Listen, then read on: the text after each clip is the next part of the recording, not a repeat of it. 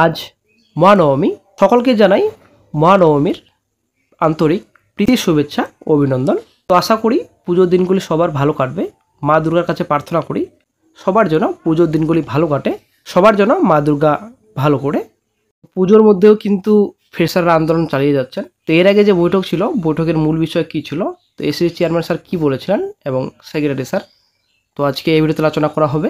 এই যে SSC second SLST আশাগুলো আপনারা জানেন গত 7 তারিখ এবং 14 তারিখ এক্সামিনেশন হয়েছে। তো পরীক্ষা কি বাতিল হবে আশাগুলো আপনারা জানেন, মামলাও দায়ের হয়েছে এবং এই যে আন্দোলন কিন্তু চালিয়ে যাচ্ছেন ফ্রেশাররা। তো এখানে কিন্তু বিশাল বড় সমস্যা আশাগুলো আপনারা জানেন। দুর্নীতির জন্য কিন্তু আজকে 26,000 প্যানেল বাতিল করা হয়েছিল, কিন্তু বর্তমানে এখন ফ্রেশার এবং এই যে ইন সার্ভিস, ঠিক আছে, তো এদের মধ্যে কিন্তু এখন দ্বন্দ্ব। আশা করি আপনারা জানেন কি হচ্ছে রাজ্যে, সেটা কিন্তু পরিষ্কার বোঝা যাচ্ছে না। তো এর আগে যে এসএসসি চেয়ারম্যান স্যার এবং সেক্রেটারি স্যারের সাথে আলোচনা হয়, তো শূন্যপদ বৃদ্ধির কথা কিন্তু বলা হয়েছিল। রাজ্যের বিপুল সংখ্যক শূন্যপদের কথা মাথায় রেখে বিজ্ঞপ্তিতে অন্তত 1 লক্ষ শূন্যপদ অন্তর্ভুক্ত করার দাবি জানানো হয়েছিল, কিন্তু কমিশন এই দাবি নাকচ করে দিয়েছে সরাসরি। অভিজ্ঞতার জন্য অতিরিক্ত নাম্বার, আশা করি আপনারা জানেন অভিজ্ঞ প্রার্থীদের জন্য 10 নম্বর বাতিলের দাবি করা হয় চাকরি প্রার্থীদের মতে। এটি ফ্রেশারদের জন্য বৈষম্যমূলক। বিকল্প হিসেবে এই নম্বরটি ইন্টারভিউর পরে যোগ করার প্রস্তাব দেওয়া হলেও কমিশন তাতে কর্ণপাত করেনি। কমিশনের যুক্তি সমস্ত প্রক্রিয়া গেজেট এবং নিয়ম মেনেই হবে। তো আশা করি আপনারা জানেন এই যে এসএসসি 26 চাকরি বাতিল করা হয়েছে, বাতিল করার পরেই কিন্তু নতুন রিক্রুটমেন্ট নোটিফিকেশনে নতুন রুলস, এরাই কিন্তু কোনোবারই রুলস এরকম করা হয়নি। একজন চাকরি প্রার্থী ফ্রেশার বলছেন যে এই এত বছর ধরে চাকরির নোটিফিকেশন বেরোচ্ছে, কোনোবারই কিন্তু এই যে ইন্টারভিউ আগে এক্সপিরিয়েন্সের ভিত্তিতে নম্বর কোনোবারই কিন্তু দেওয়া হয়নি এখনও পর্যন্ত। তো এখন তাহলে কিসের জন্য দেওয়া হচ্ছে?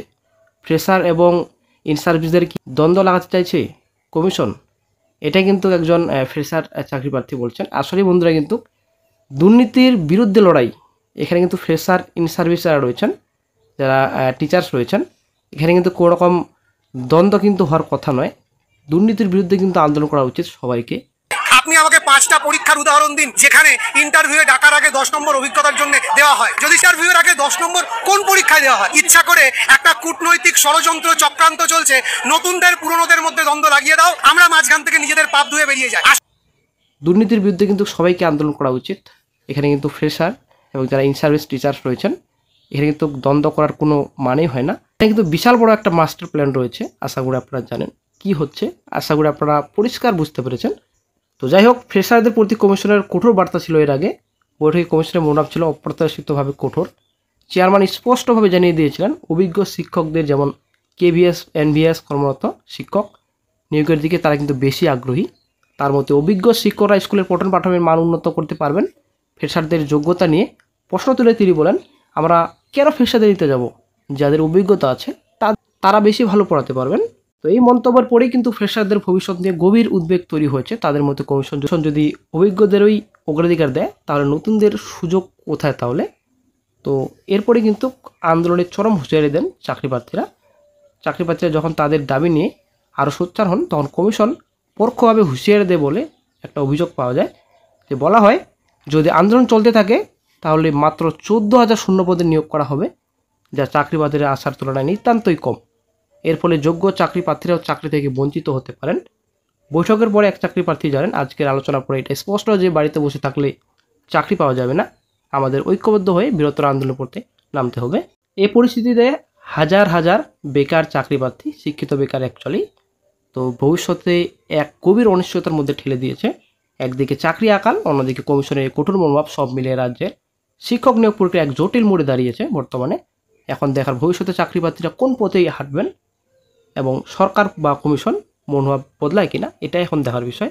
তো একদিকে বন্ধুরা কিন্তু মামলা দায়ের করা হয়েছে, মামলা কিন্তু শুনানি হচ্ছে আর হচ্ছে না, সেটাই হচ্ছে ব্যাপার। হাইকোর্টে মামলা দায়ের হচ্ছে, কি হবে ফিউচারে সেটা দেখার বিষয়। তবে পুজোর ছুটির পরেই কিন্তু মামলাটির গুরুত্বপূর্ণ আপডেট হয়তো আশা করে পাওয়া যাবে। এই যে ইন্টারভিউ আগে 10 নম্বর, ফ্রেশাররা কিন্তু টোটালি বিরোধিতা করছেন। কোনো মতেই ইন্টারভিউ আগে 10 নম্বর দেওয়া যাবে না, শূন্যপদ অবশ্যই বাড়াতে হবে, নইলে হুঁশিয়ারি দিচ্ছেন চাকরি প্রার্থীরা বড় আন্দোলন করা হবে রাজ্যে। যদিও সুপ্রিম কোর্টের তরফ থেকে বলা হয়েছিল যে এসএসসির উপর আরেকবার ভরসা করা যেতে পারে, এসএসসি নিতে পারবে সিদ্ধান্ত, রাইট আছে এসএসসির সিদ্ধান্ত নেওয়ার। তো এসএসসিকে কিন্তু আরেকবার ভরসা করছেন সুপ্রিম কোর্ট। মানে এখন যে আন্দোলন করা হচ্ছে এবং বর্তমানে যে মামলা দায়ের হয়েছে, তো শেষমেশ জিতবে কে, এটাই কিন্তু এখন দেখার বিষয় ফিউচারে।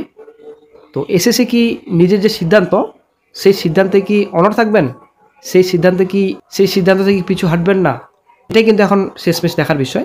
নাকি ফ্রেশাররা জয়ী হবে, নাকি এসএসসি জয়ী হবে শেষমেশ, তো এটাই কিন্তু ভবিষ্যতে দেখার বিষয়। তো দেখা যাক কী গুরুত্বপূর্ণ আপডেট পাওয়া যায়।